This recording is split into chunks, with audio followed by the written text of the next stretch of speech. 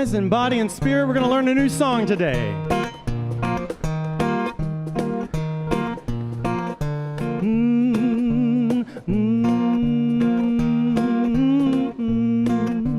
Oh, gathering, gathering. Yeah, we're just waiting for it to kick in. Gathering, gathering. So here it goes. Gathering all the people, gathering. There's a place here for all people, gathering.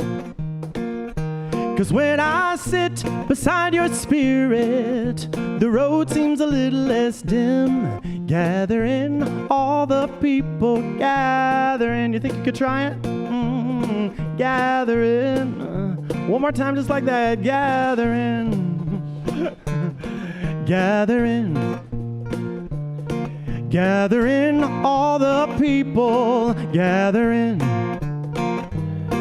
There's for all people, gathering. 'Cause when I sit beside your spirit, the road seems a little less dim. Gathering all the people, gathering. I think you're starting to get it. Let's sing it again. Gathering all the people, gathering. Oh, you're sounding lovely now. Sing it on out. There's a place here for all people, gathering.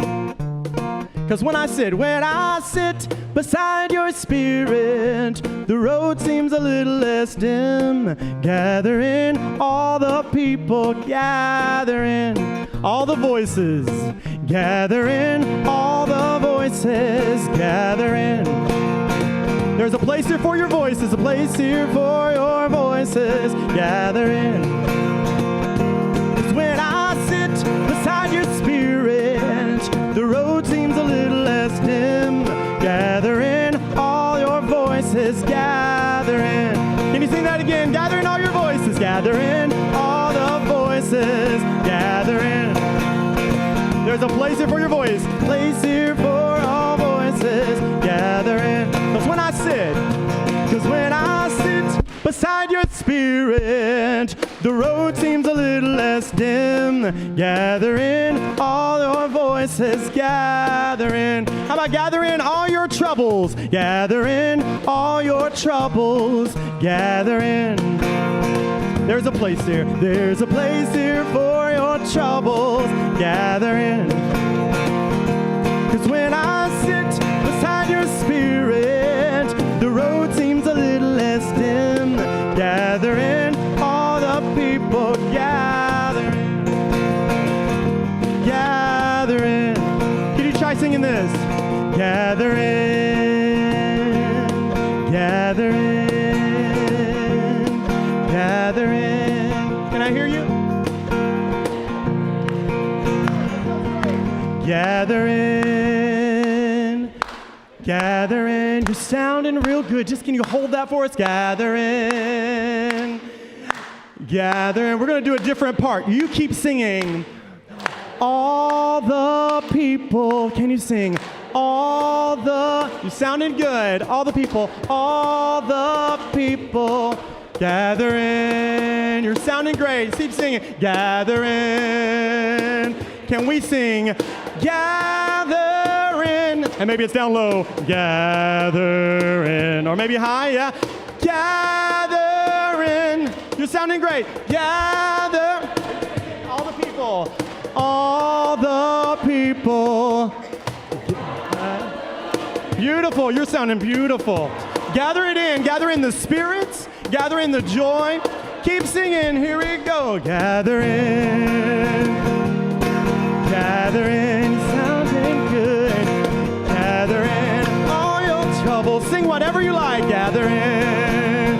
Gather in. Gather in all the voices. Gather in. Last time. Gather in.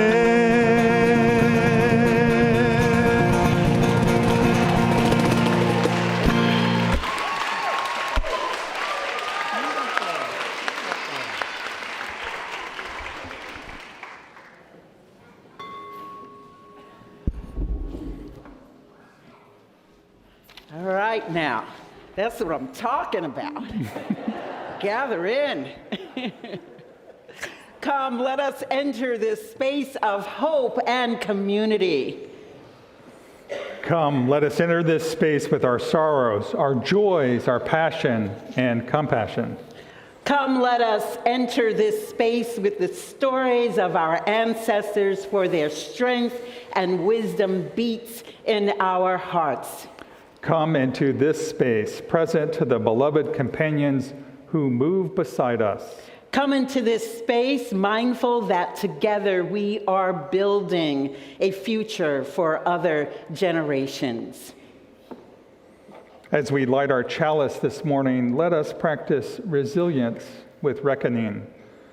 Let us marry memory and promise, and let us dance in the tension that we find there. Let us rest in the integrity we cultivate there. Let us be partners with the possibility that emerges there. It is good we gather. So welcome everyone to the Eno River Unitarian Universalist Fellowship, or ERUUF as we like to say. My name is Reverend Jacqueline Brett. I am the lead minister here, and whoever you are, wherever you come from, whatever your race, your gender identity, whomever you love, and wherever you are on your spiritual journey, we welcome you here in this co-creation of beloved community. If you are visiting with us today, we invite you to rise in body or spirit. And if you're watching on the live stream, place your name in the chat. Rise in body or spirit if you are visiting with us this morning.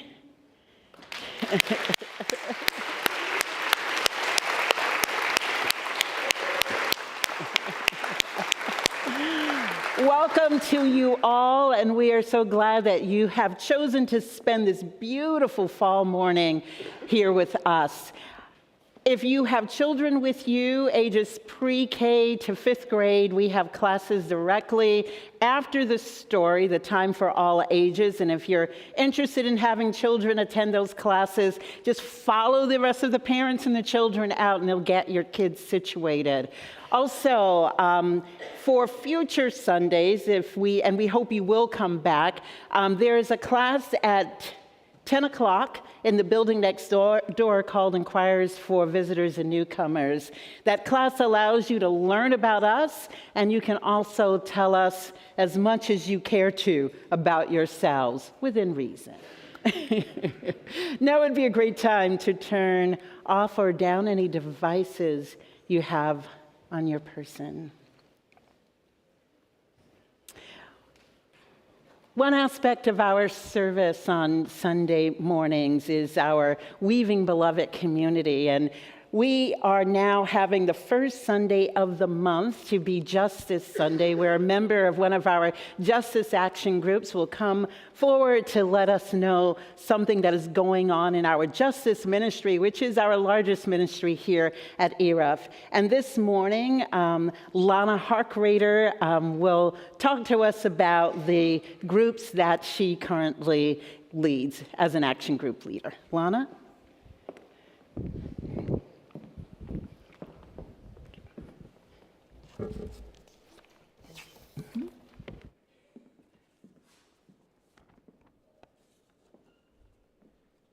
Today, I would like to share with you the reason for being of two Justice Action groups, which are part of the Justice Ministry Council at ERUUF. The first action group is UU Justice of North Carolina, led by Lisa Garcia Sampson, who inspires activism for justice across the state. For the past 174 Fridays, she has pulled together a spectacular opportunity for us to learn and take action on an issue of great concern to justice-seeking people. These actions are called Friday Action Hour. The link and topic are on ERUUF's e-news each week. If you haven't participated yet, I encourage you to take an early lunch break at 11 on Fridays to learn about a topic such as expanded Medicaid. A few weeks ago, we spent part of the hour writing letters to editors of newspapers across our state. Recently, Reverend Lisa and other NGOs organized UUs to show up at the North Carolina legislature to protest the delay of expanding Medicaid. 2 weeks in a row, a very sick person who would qualify for life-saving medical treatment if Medicaid were expanded showed up at the legislature, backed by Reverend Lisa and other UUs. The ensuing reporting was damaging to the image of the North Carolina legislature, enough to inspire it to unlock the promised funds. The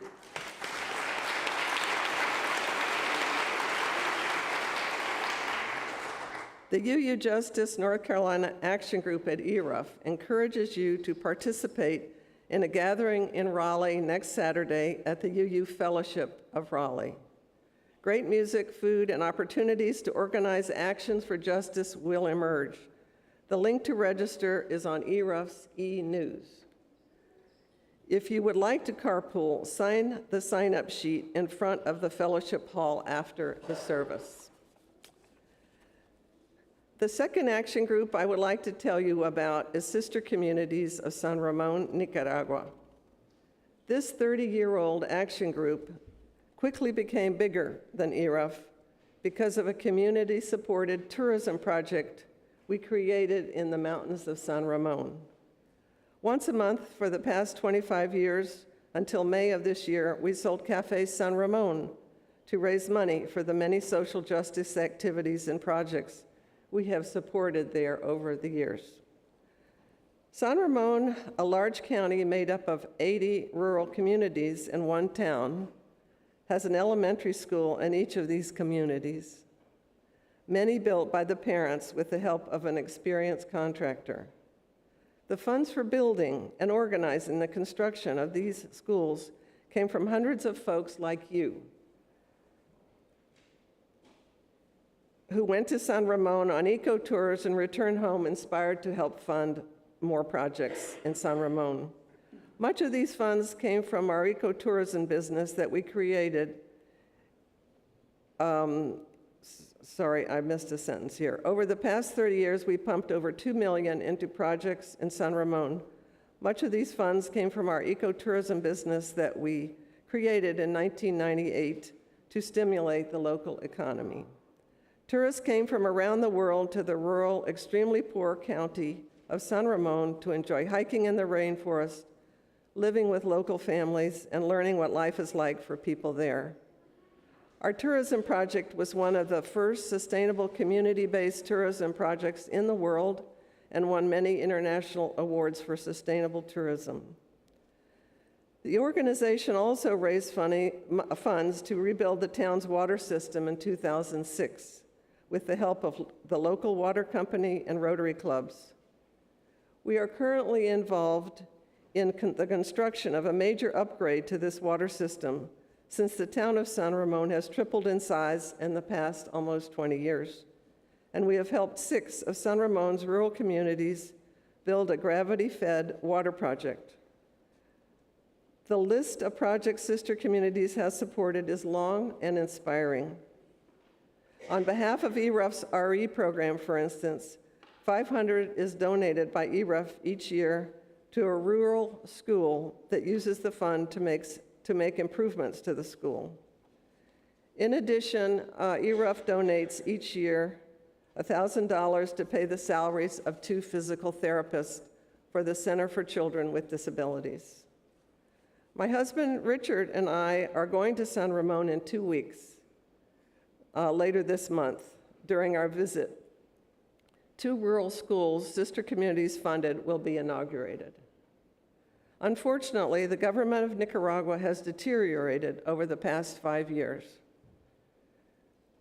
Over 4,000 organizations like ours have been closed down and the assets confiscated by the government. It is a sad time for Nicaragua, and this organization is finding our work extra challenging. If you are interested in learning more about Sister Communities, please pick up a newsletter after the service and support our November 19 sale of crafts, handmade in San Ramon.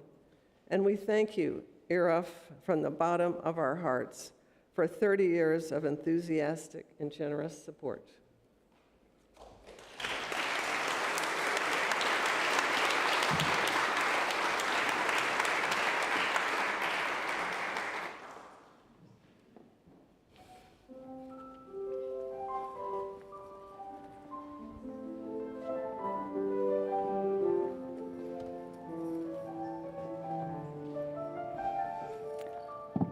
Oh, I see some of you already know what time it is. It's time for the Time for All Ages. I'd like to invite all the children and youth and anyone young at heart that would like to join us.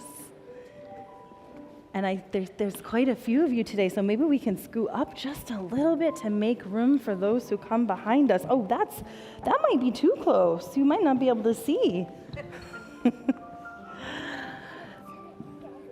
Thanks for joining me up here. So,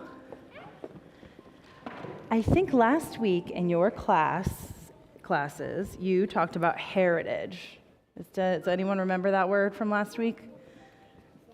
Anyone? Yeah, you remember? Okay. What does it mean?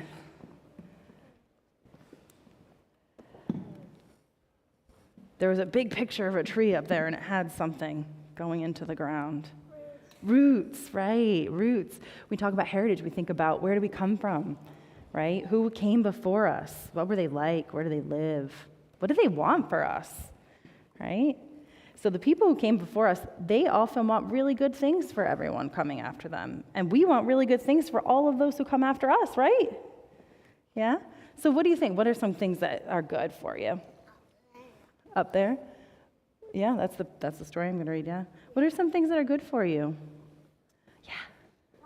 Water, yes. Water's so good for you, right? Yeah. Air, yeah. Food, that's right. So I think we've got the basics, right? Water, air, food. What else is good for you? Sleep, yeah. Trees.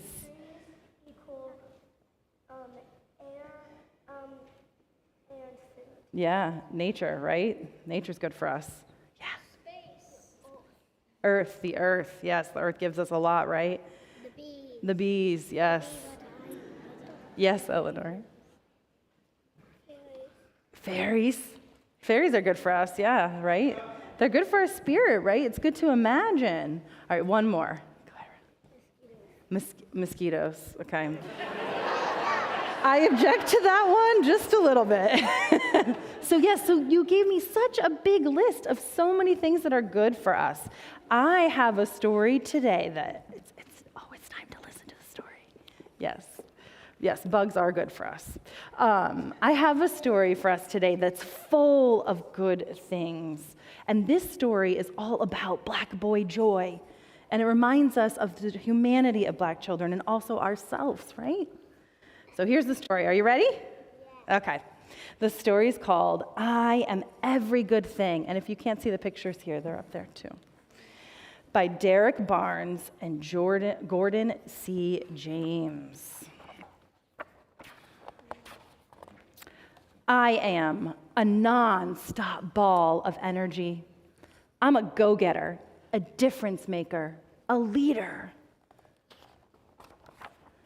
I am every good thing that makes the world go round. You know, like gravity, or glow of moonbeams, or over a field of brand new snow. I'm good to the core, like the center of a cinnamon roll. Yeah, that's good. I am skateboard tricks and scraped knees and elbows. But you know what? I'm right back on my feet again. I am one eye open and one eye closed, peeking through a microscope, gazing through a telescope, checking out the spaces around me, and plotting out those far off places I've yet to go, but will. I am a gentleman and a scholar. I am kind and polite, like yes, ma'am, and yes, sir, helping my grandmother cross the street and saying bless you when a stranger has to sneeze. I'm a cool breeze, a perfect paper airplane that glides for blocks, for miles, forever. I'm a roaring flame of creativity. I am a lightning round of questions and star-filled sky of solutions. I'm an explorer, planting a flag on every square foot of this planet where I belong. I'm a sponge, soaking up information, knowledge, wisdom. I want it all, and I'm all ears. I'm Saturday morning in the summertime. I am 2 bounces and a front flip on off the diving board. I am hilarious. I am the life of the party. I'm the smile forming on your face right now. I'm the boom bap when the bass line drum thumps and the kick drum jumps. I'm the perfect beat, the perfect rhyme, keeping everything on point and always on time. You already knew that. I am a grand slam, bases fully loaded. I'm a nasty 2-handed dunk holding on to the rim, just to remind you that I'm still the man. Believe that. I am the undisputed champion. I'm the highlight reel of magnificence. I am the celebration, the applause, and the standing ovation. I am victory. I'm a brother, a son, a nephew, a favorite cousin, a grandson. I'm a friend. I am real. I am tight hugs, a hand on my shoulder, a hand to hold, a shoulder to cry on if you have to. I hope you never have to. I am here. Although I am something like a superhero, every now and then, I am afraid. I'm not what they might call me, and I will not answer to any name that is not my own. I am what I say I am. I am the sound in the forest when the mighty tree falls. I am the waves crashing gently on the shore.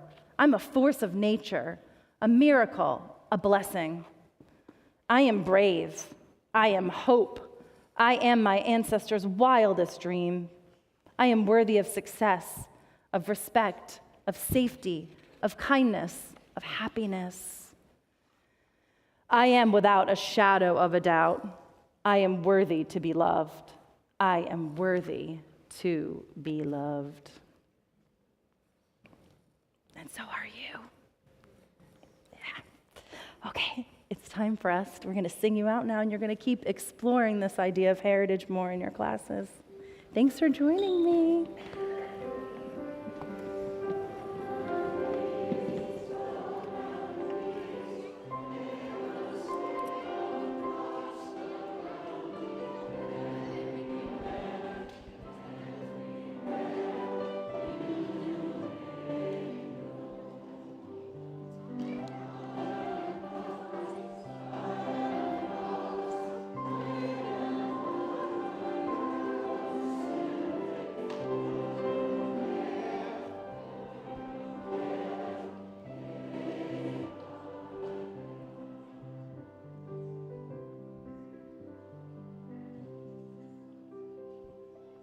Please rise in body or spirit and join me in singing Hush, hymn number 1040 in the Teal hymnal, and the words are also on the screen.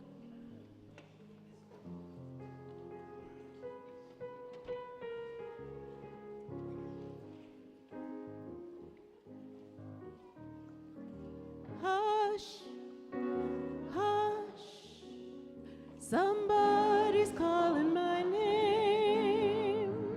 Hush, hush, somebody's calling my name. Hush, hush, somebody's calling my name.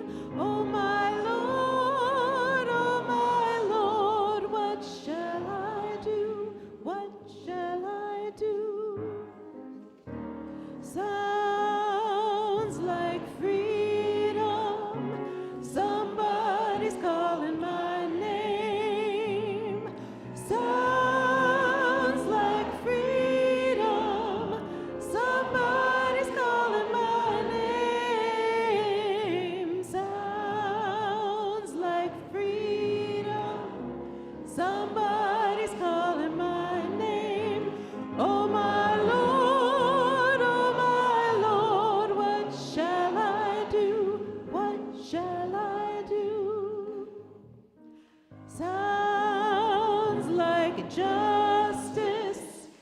Somebody's calling my name. Sounds like justice. Somebody's calling my name. Sounds like justice. Somebody's calling my name. Oh my Lord, what shall I do? What shall I do? I'm so glad that trouble don't last always. I'm so glad that trouble don't last always. I'm so glad trouble don't last always. Oh my Lord, what shall I do? What shall I do? Hush, hush, somebody's calling my name. Hush, hush, somebody's calling my name. Hush, hush, somebody's calling my name. Oh my Lord, what shall I do? What shall I do? Please turn and greet your neighbor.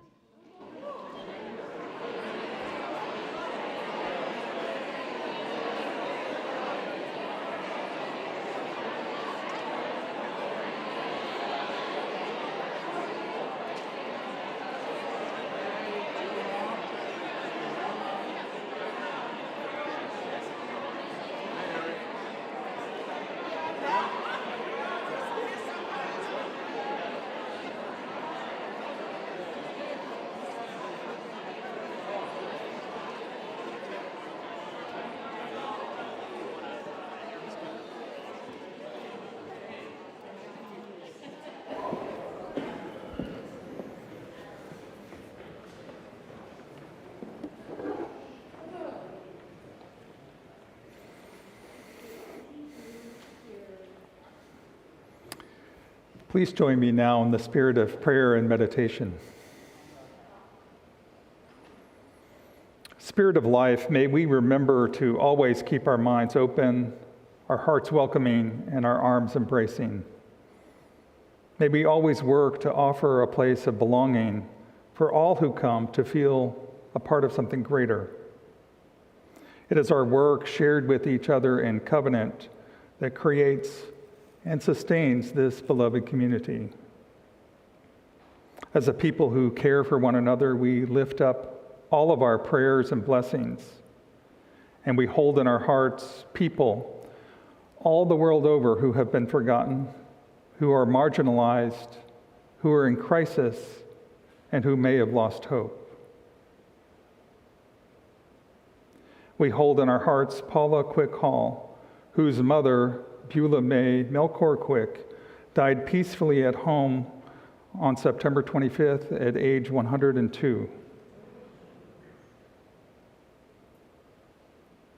We hold in our hearts those in our community and in our own families who suffer, who mourn, or face the everyday difficulties of life. May they find comfort, hope, healing, and strength. Now let us breathe together, eyes closed or lowered, and be here in this moment. Find your center and take a full breath. Reflect back on your life, whether in the past year or a long time ago, and think of someone that shaped your life in a positive way. This may be someone in your family, a teacher, a friend, a mentor.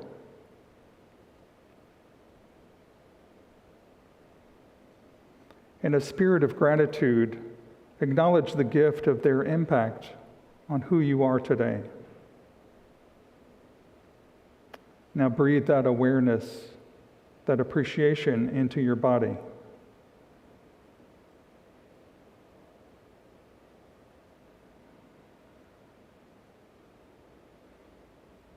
And now exhale and send your love and appreciation to that person beyond time and space in this moment, remembering, acknowledging, appreciating.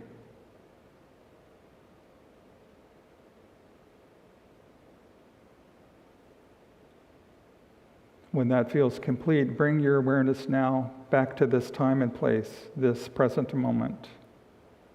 And in that same spirit of appreciation, and I invite you to listen to the words and music of today's service.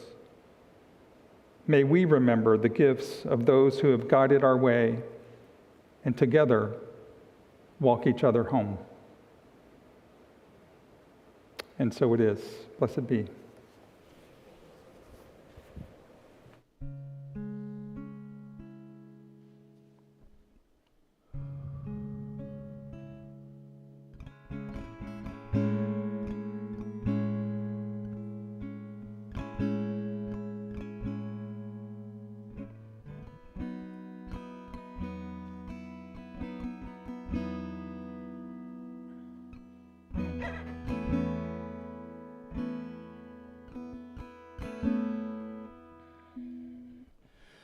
Slow down,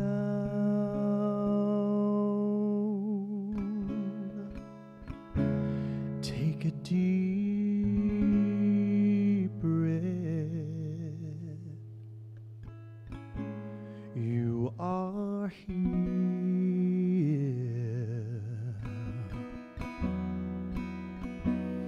You are now.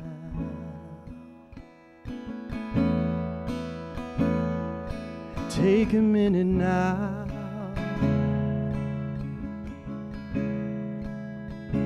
Look within.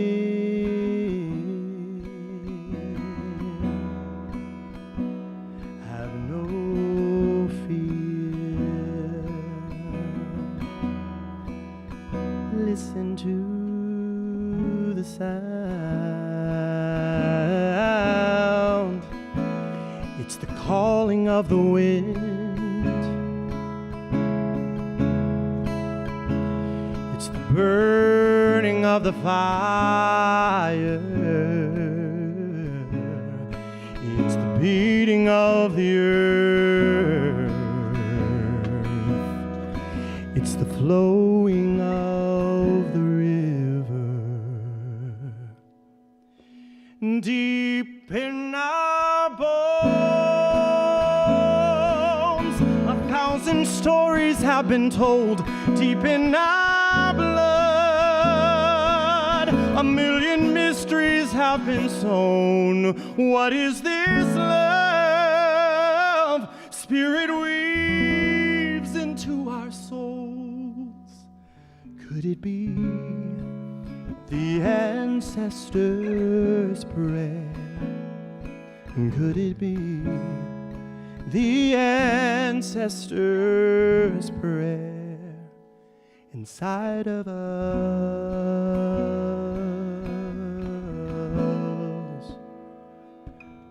So slow down,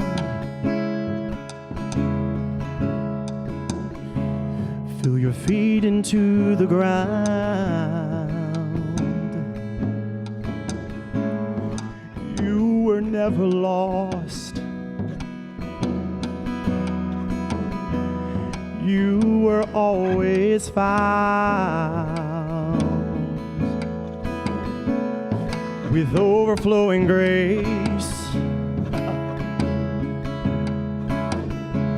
deeply rooted blessings, the kindness of the ages, and justice for the wrong. Deep in our bones, 1,000 1,000 stories have been told deep in our blood. 1,000,000 mysteries have been sown. What is this love? Spirit weaves into our souls. And could it be the ancestors' prayer? Could it be the ancestors' prayer deep in our bones? 1,000 stories have been told deep in our blood. 1,000,000 mysteries have been sown. What is this love? Spirit weaves into our souls. Could it be the ancestors' prayer inside of us? Inside of us. Oh, inside of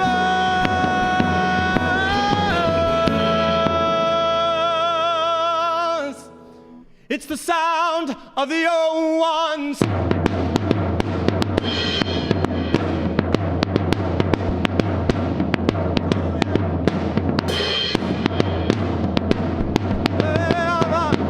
We call you in.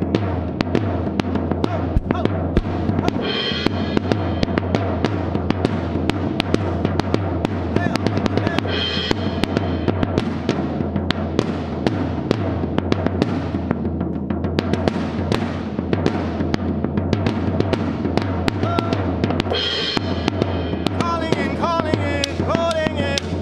Yeah. Calling in, calling in, yeah.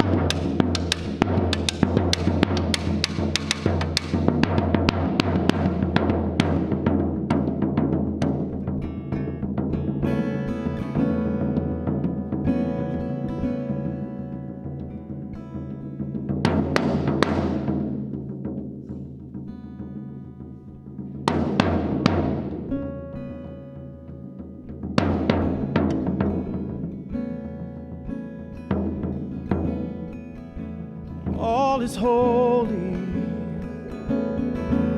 the sacred is present in the living all around you. Don't you know you are the dreams of those asleep under the ground? Can we take it? All the mantles of the broken generation.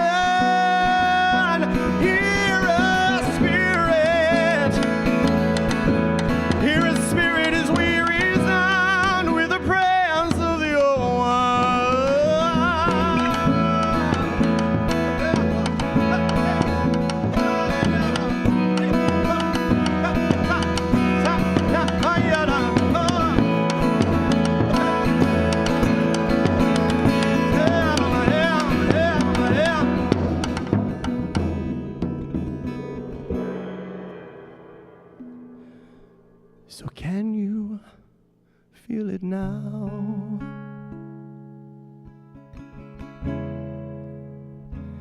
It's the stillness of the wise ones,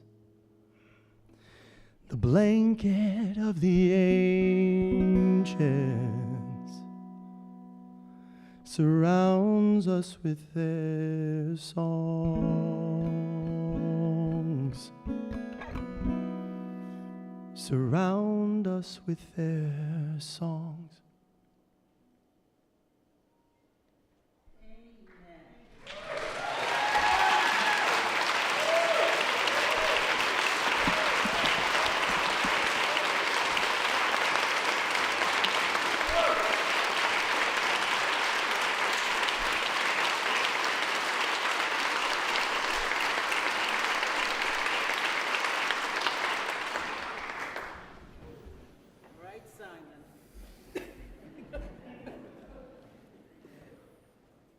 I watched him for a long time. He was so busily engaged in his task that he did not notice my approach until he heard my voice. Then he raised himself erect with all the slow dignity of a man who has exhausted the cup of haste to the very dregs. He was an old man, as I discovered before our conversation was over, a full 81 years. Further talk between us revealed that he was planting a small grove of pecan trees. The little treelets were not more than 2.5 or 3 feet in height. My curiosity was unbounded. Why did you not select larger trees so as to increase the possibility of your living to see them bear at least 1 cup of nuts? I asked. He fixed his eyes directly on my face with no particular point of focus, but with a gaze that took in the totality of my features. Finally, he said, "These small trees are cheaper, and I have very little money." "So you do not expect to live to see the trees reach sufficient maturity to bear fruit?" I asked. "No," he replied. "But is that important? All my life I've eaten fruit from trees that I did not plant.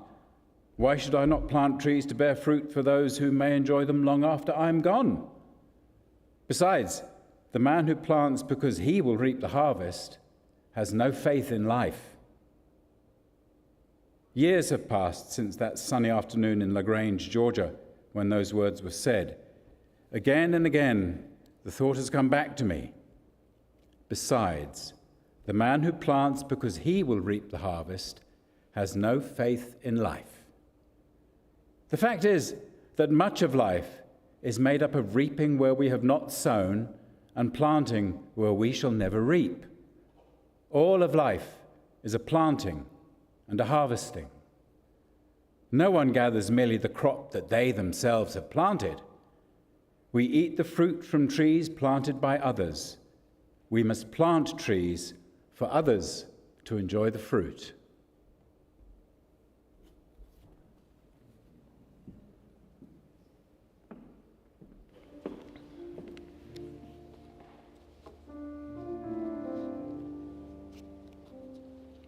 Thank you, Simon. So several weeks ago, in the middle of the week, in the middle of the day, as I was leaving my office for a meeting, my cell phone rang. Now, if you decide to call me on my cell phone in the middle of the day, in the middle of the week, it's important for you to know that unless I am expecting your call, I will probably not answer the phone. Though I will certainly return the call at a later time.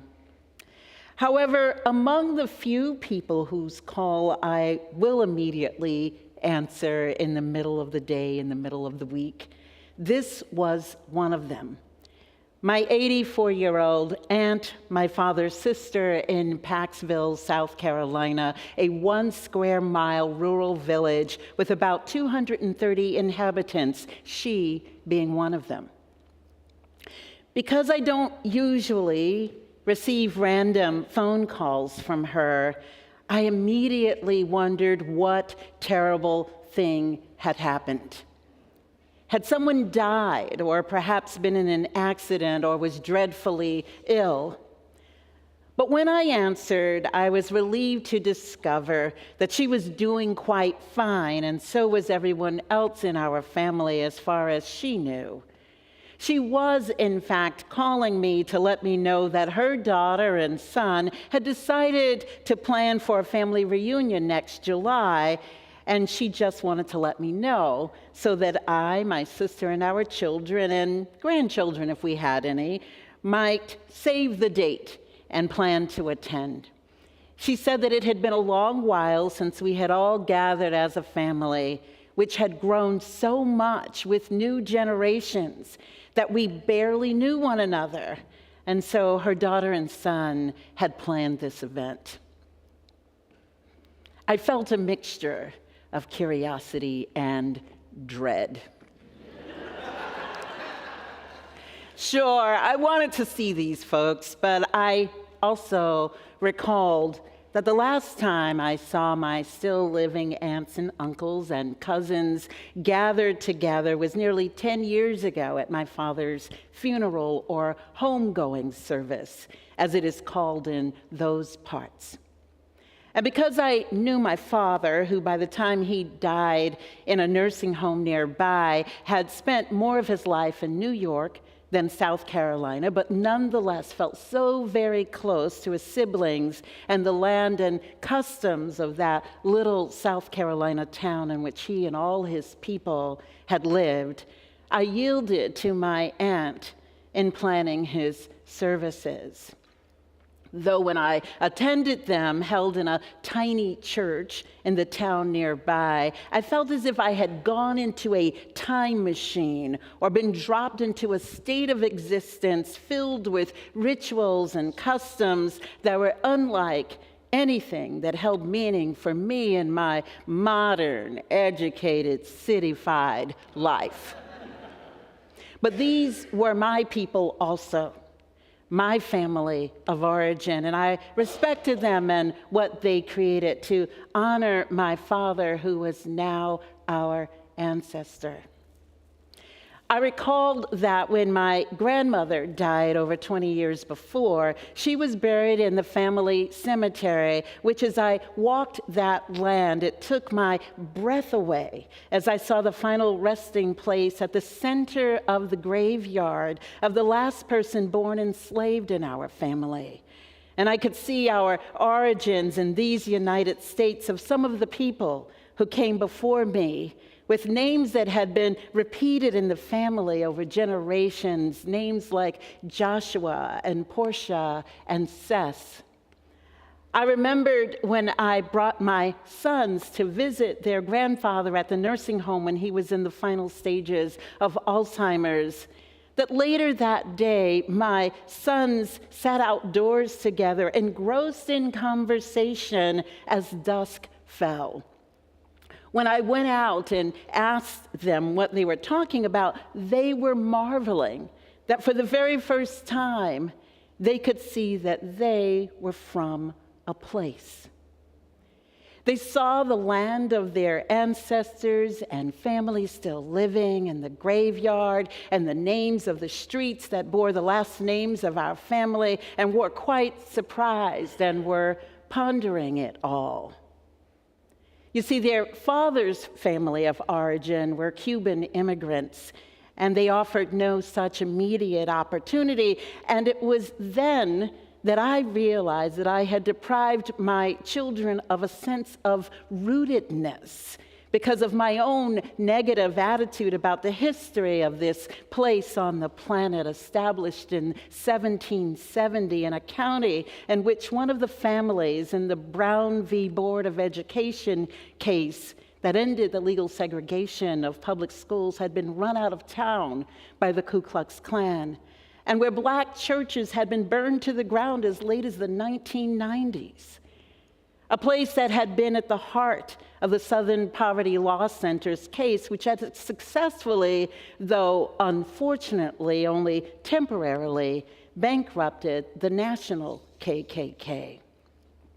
We, my children and I, were nonetheless connected to this place where I had spent my childhood summers, and that we had people stretching back over 150 years who could be identified and verified, who did not exist apart from us in unidentified places on the African and European continents, and how our rootedness in Paxville, South Carolina meant something.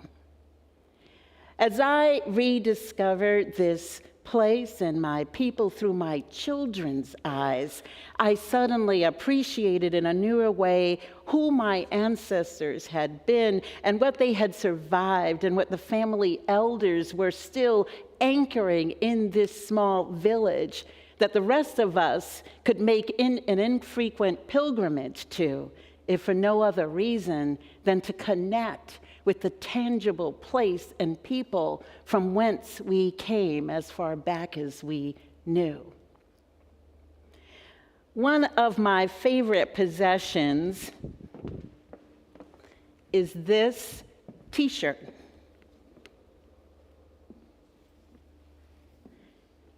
For those of you who can't see it in the back, it says, "I and my ancestors' wildest dreams." It was given to me by an ERUUFian, and as I thought of my ancestors in Paxville and my mother's ancestors 100 miles away from Paxville, outside Myrtle Beach in Overy County, South Carolina, it was never a stretch for me to know that I was indeed living a life that was likely beyond anything my ancestors hoped for or imagined, their wildest dreams. Dreams that were no small thing held in the mind only, but dreams acted upon with courage, persistence, imagination, fortitude, and resilience, and also frustration and hope, anger and joy.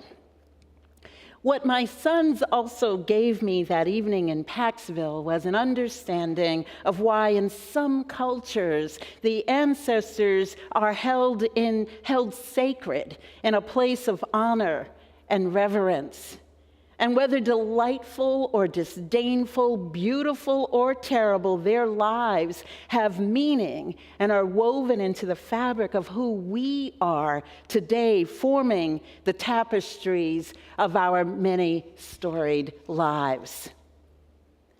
Today, I am ever conscious of my ancestors and even the ancestors of ERUUF, all of who are ever present for me, as there is never a day when I do not think of them all, and sometimes even dream of them, even those who I have never met, and wonder if my presence in this space at this moment is perhaps even the wildest dream of each and every one of them all. Over time, I have grown to claim many ancestors beyond my family of origin, to include those whose ways of being and embracing of life, fighting for their lives, and ultimately our own lives, has allowed me to authentically know myself, informed by ideas and views farther flung than my ancestors' wildest dreams in quite the opposite way, in that they are not understood at best or damned at worst. In a similar way, I always have a thing. I have Mike karma, I think. In a similar way, author and activist Adrienne Marie Brown writes, "There is a saying that has been popular in the past few years. I am my ancestors' wildest dreams. I love this idea, and I have put seeds in that soil," she says. "But there are also in my lineage ancestors for whom I am likely their worst nightmare." A Black, queer, pansexual, polycurious, unmarried, childless, defiant, feminist, post-capitalist, earth lover, constantly thinking about what might be the most revolutionary next step I could take. Yes, I know there are ancestors who feel they had failed in their work because I exist. How many of us have moved far beyond the ideas and practices of our families as we've claimed ourselves more authentically and fully, rejecting some ideas altogether as we've taken stands and positions at odds with our families and communities of origin, let alone our ancestors, our political beliefs, gender identity, the people we love, and even this faith tradition we have chosen, which is distinct from anything so many of us have grown up with, but in which we now find a place in which we might wrestle with our beliefs and meaning-making of life, to form and build community as we aspire to live up to principles declared, evolving values we espouse, and a covenant we hold as we journey together, drawing from our heritages of freedom, reason, hope, and courage, building on a foundation of love. As we might consider our families and ancestors, I also wonder about all the stories we don't know, hidden truths, and people who dared not or could not live into their full selves because of toxic and harmful culture of denial and unacceptance, even the unacceptance of their very selves. Speaking of her ancestors, Adrienne Marie Brown says, "But what I know, which maybe these ancestors have some sense of now, is that the impulse to dominate and control and harm and deny the truth of divergent human experiences is rooted in self-loathing. I have to honor that those ancestors lived in a time of less knowing, less connectedness, and less possibility. I have to honor that their lives are crucial to my callings. I pass my current experiences of freedom and delight back to the ancestors who did not have access to rest or agency over their time. I pass my current experiences of self-love and radical self-acceptance back to my ancestors who thought they could only belong through some version of destruction of themselves and others." What we Unitarian Universalists might embrace and pass forward to ourselves and those who come after us, and perhaps also back to our ancestors of origin or those claimed by each of us, is the value of transformation, that we covenant or commit ourselves to collectively transform and grow spiritually and ethically.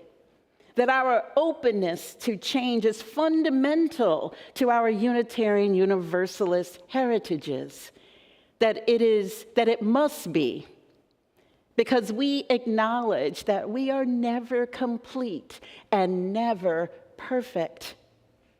We not only adapt to a changing world, but we actually change the world through our ways of being radically inclusive, committed to holding the spiritual discipline of love at the center of our values and actions.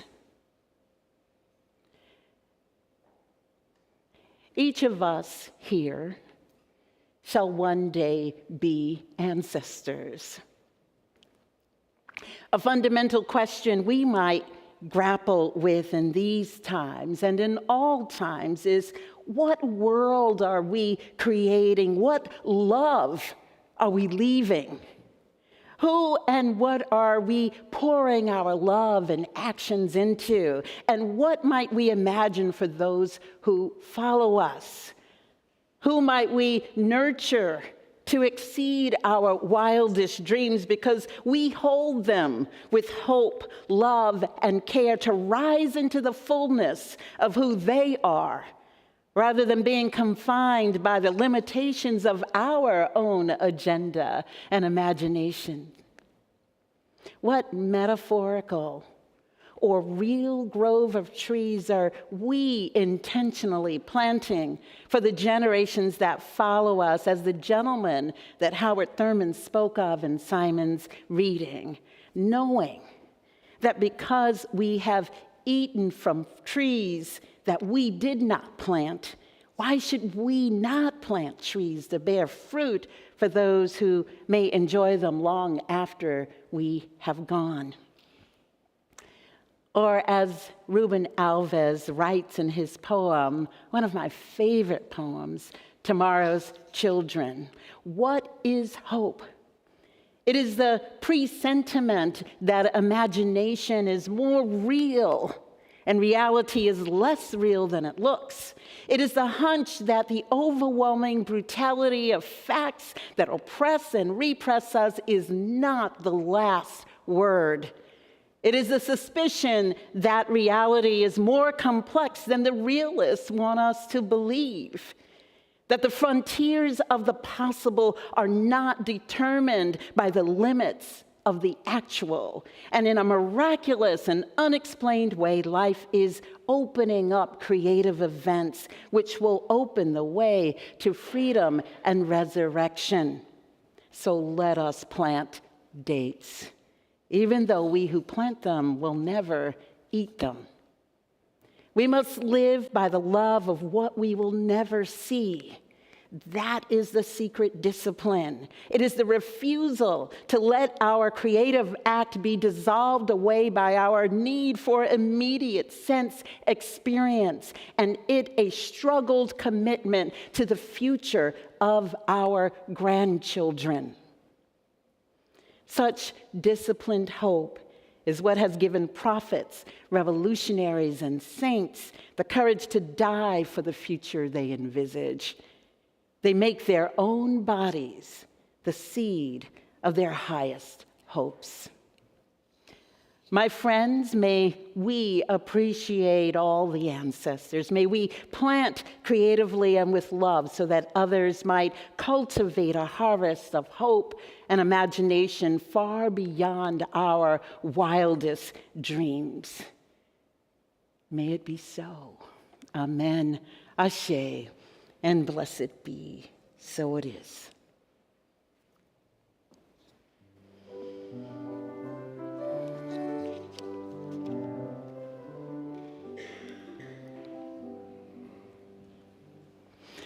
We weave the fabric of beloved community as we draw our circle wider and commit ourselves to offering as we are able our time, our talent, and treasure, given as we cultivate hearts of generosity toward our mission, our vision, and our work in the world. As the greeters come forward, are the greeters coming forward to pass the plates? Who has that laugh over there? There's somebody who has this amazing laugh. Okay, okay, Joey. All right. Thank you, Joey. It brings. As the greeters come forward to pass the plates, if you do not have cash or checks on hand, we invite you to use this QR code. You can simply point your device toward it, and it will lead you to our giving portal on the website. Or you might find right in the pews a card that has a QR code on it, and you might use that instead. You may go on, kind sir.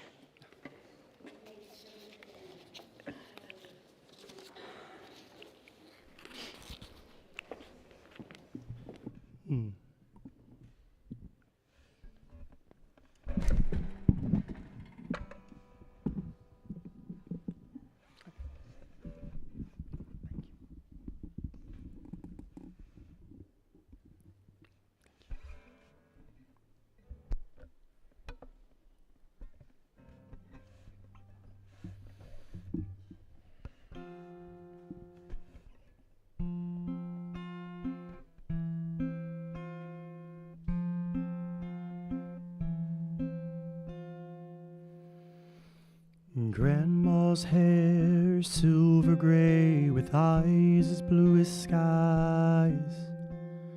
Grandma's hands church organ keys, beneath the ground she lies.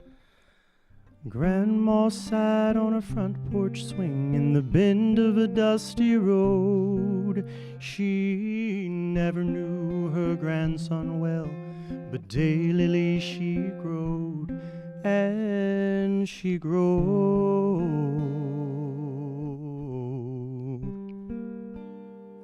Confederate rose.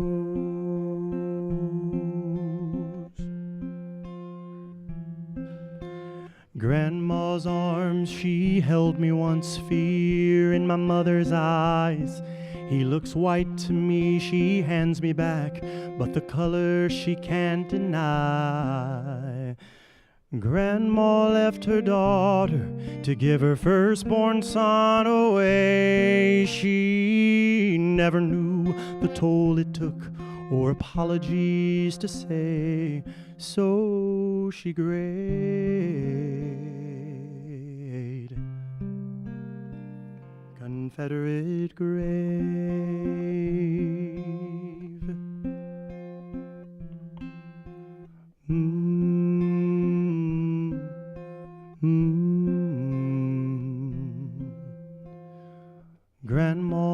to walk where chains in the fields were heard.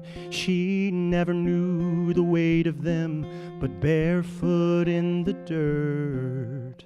I cannot bear the reason, blind to my grandma's ways. We sat one day before she died, but first we had to pray. Yes, she prayed I'd not be this way.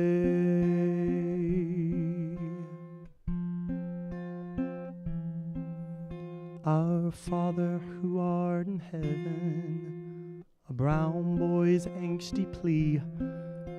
Don't add to this, I like that boy. When I wake up, set me free. Grandma's knees are bending to the only garden path she knows. She never knew her grandson well, but daily she growed and she growed.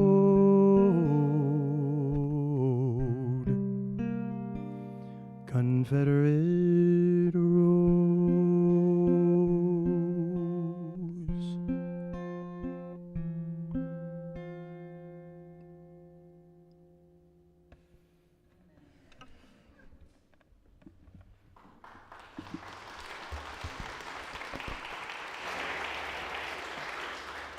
We give thanks for all the many, many gifts of this beloved community.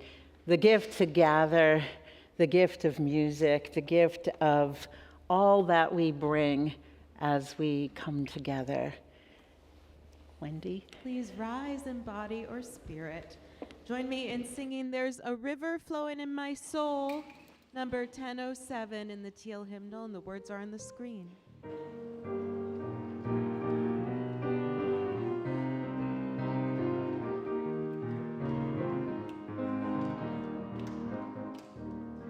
There's a river flowing in my soul. There's a river flowing in my soul. And it's telling me that I'm somebody. There's a river flowing in my soul. There's a river flowing in my heart. There's a river flowing in my heart, and it's telling me that I'm somebody. There's a river flowing in my heart. There's a river flowing in my mind. There's a river flowing in my mind, and it's telling me that I'm somebody. There's a river flowing in my mind. There's a river flowing in my soul. There's a river flowing in my soul, and it's telling me that I'm somebody. There's a river flowing in my soul. This morning's closing words are from Chickasaw poet and essayist Linda Hogan, who says, "Walking, I am listening to a deeper way. Suddenly all my ancestors are behind me. Be still, they say. Watch and listen. You are the result of the love of thousands." Go in peace, my friends. Go in all of this love that you are blessed with. Amen, Ashe, and may it be so.